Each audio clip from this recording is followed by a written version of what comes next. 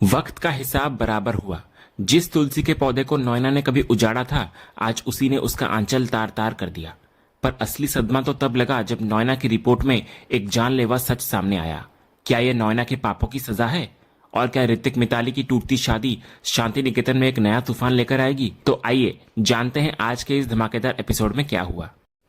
तो सीन की शुरुआत वहीं से होती है जहां नॉयना घर छोड़कर चली जाती है और उसके पीछे पीछे सुचित्रा और मिताली भी निकल जाती हैं। उनके जाते ही इधर मिहिर बेसुध होकर बैठ जाता है। उसे वो भयानक पल याद आता है जब तुलसी ने उसे नॉयना के साथ देख लिया था। फिर मिहिर को तुलसी का वो दर्द याद आता है जब उसने खुद को अर्धांगिनी नहीं, आधी पागल कहा था। मिहिर के मन में पछतावे की आग जल रही होती है। वहीं दूसरी तरफ दूर बैठी तुलसी वीडियो कॉल के जरिए नॉयना की विदाई देख रही होती है। इधर जब नॉयना घर से निकल रही होती है तो अचानक उसकी साड़ी का पल्लू आंगन में लगे तुलसी के पौधे में अटक जाता है। ये देखकर तुलसी को वो पुराना किस्सा याद आने लगता है जब नॉयना ने अपनी साड़ी छुड़ाने के चक्कर में तुलसी के पौधे को ही जड़ से उखाड़ फेंका था। लेकिन आज वक्त का पहिया पूरी तरह घूम चुका है। जब नॉयना अपनी साड़ी छुड़ाने की कोशिश करती है तो इस बार पौधा नहीं उखड़ता, बल्कि उसकी साड़ी ही फट जाती है और उसका आंचल तार तार हो जाता है। इधर तुलसी इसे ठाकुर जी का न्याय मानती है। वो सोचती है कि जिस नॉयना ने शांति निकेतन के हर रिश्ते को तार तार कर दिया था और जिसकी वजह से तुलसी माँ का पौधा सूख गया था, आज उसी आंगन के रिश्तों ने नॉयना को बाहर का रास्ता दिखा दिया। तुलसी के लिए ये नॉयना के बुरे चरित्र का ही परिणाम है। इधर नॉयना जा चुकी है, लेकिन उसके पीछे छूटे हुए घाव अभी हरे हैं। दूसरी तरफ घर पर नॉयना के कमरे में सारे सामान को पैक किए जा रहे होते हैं।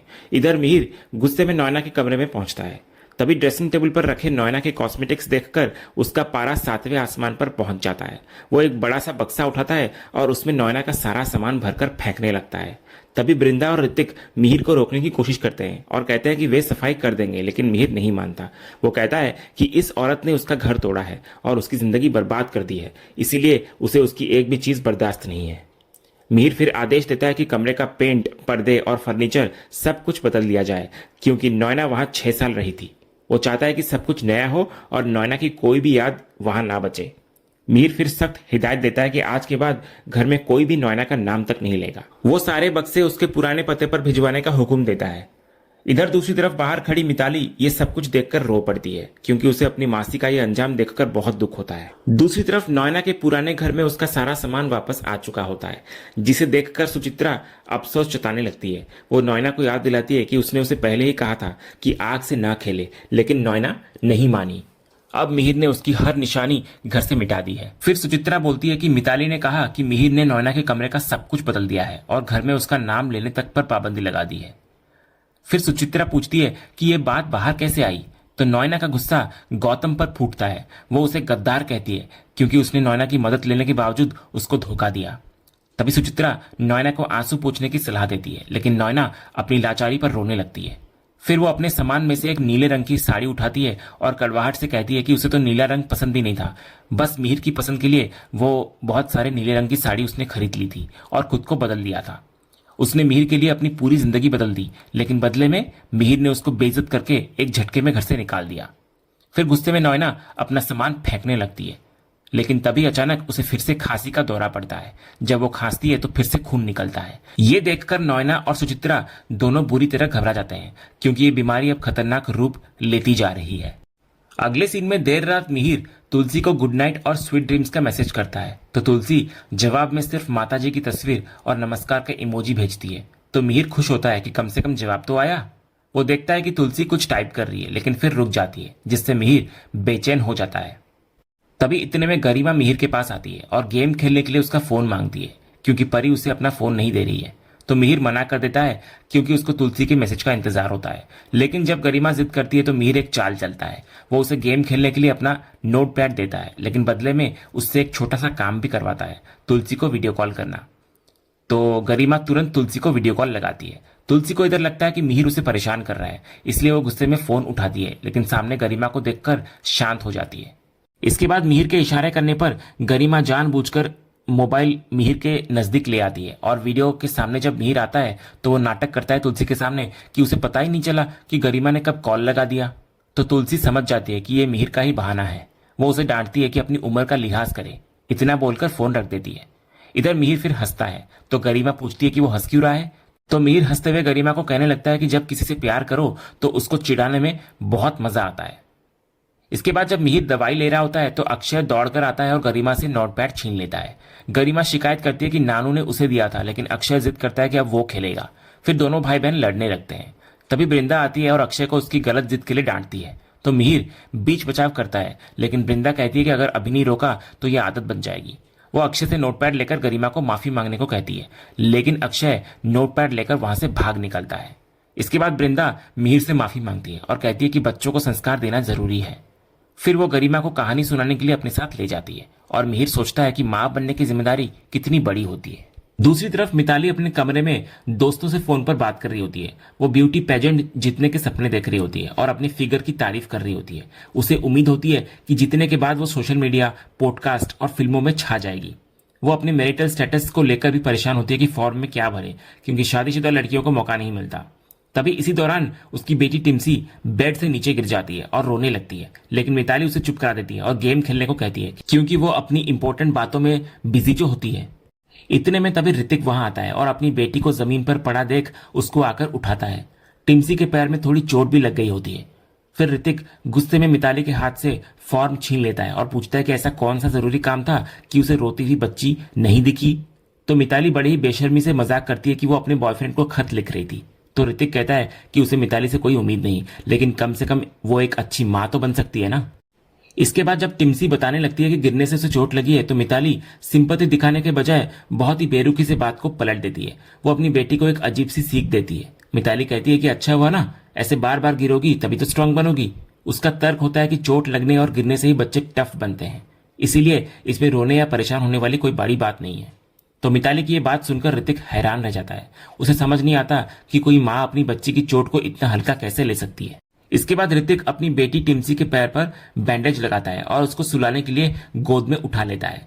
जाते जाते वो मिताली को गुस्से से घूरता है, तो मिताली उसको टोकती है कि वो उसे ऐसे क्यों देख रहा है, क्या उसकी हिम्मत इतनी बढ़ गई है।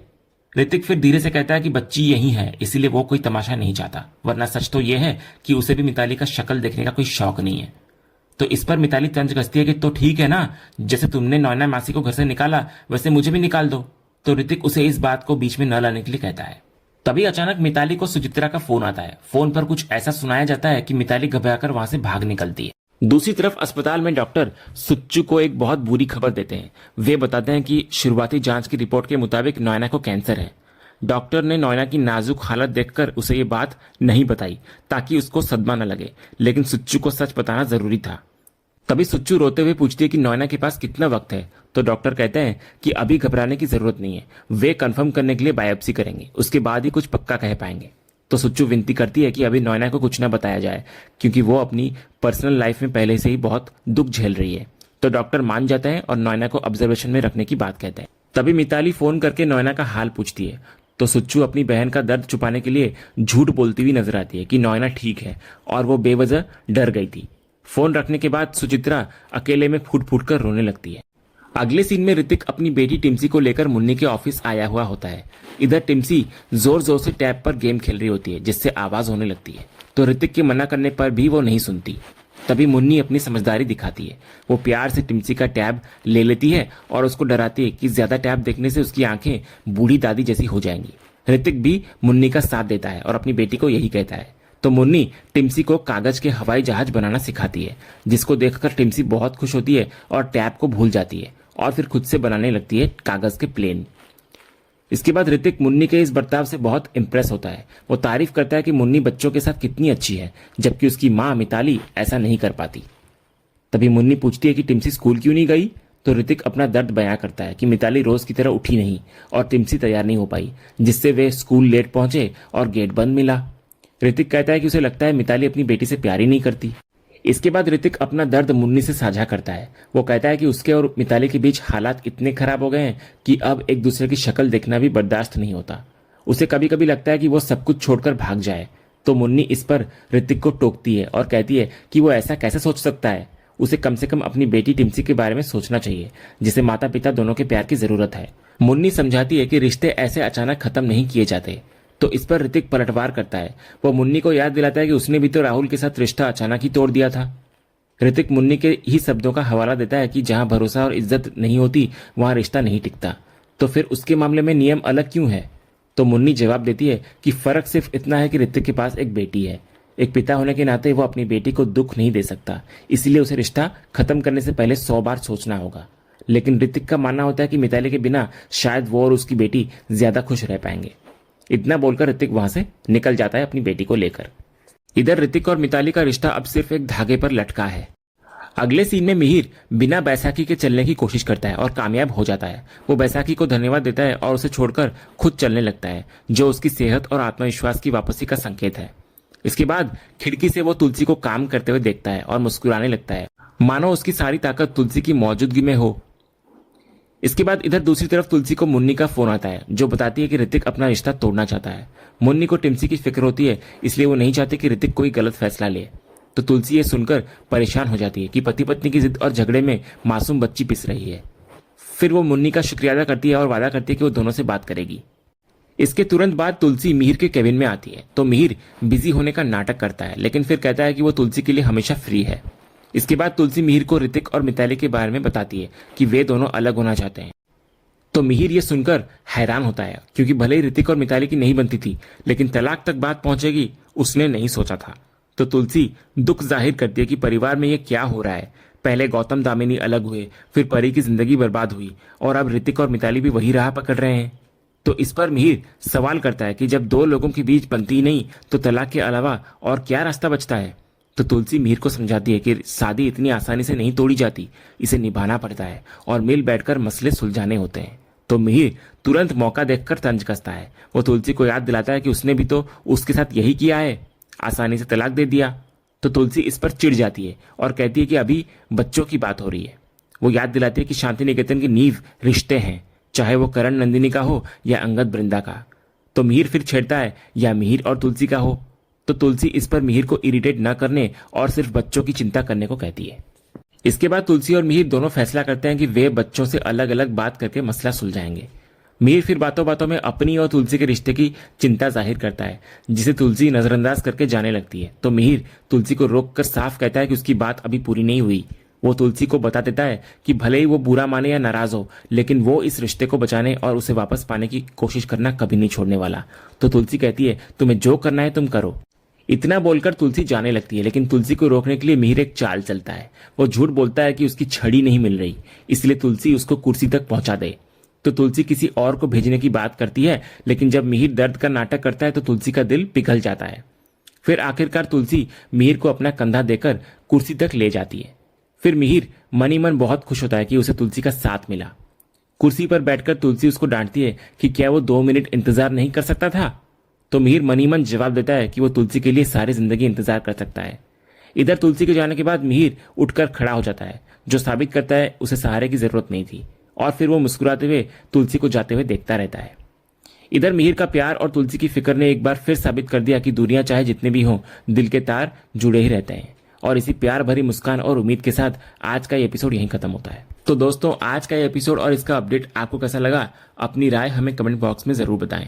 अगर आपको आज का ये वीडियो पसंद आया हो तो वीडियो को लाइक करें, शेयर करें और हमारे चैनल को सब्सक्राइब करके बेल आइकन जरूर दबाएं, ताकि क्योंकि सांस भी कभी बहुत ही के अगले जबरदस्त एपिसोड का अपडेट आपको सबसे पहले मिले। धन्यवाद।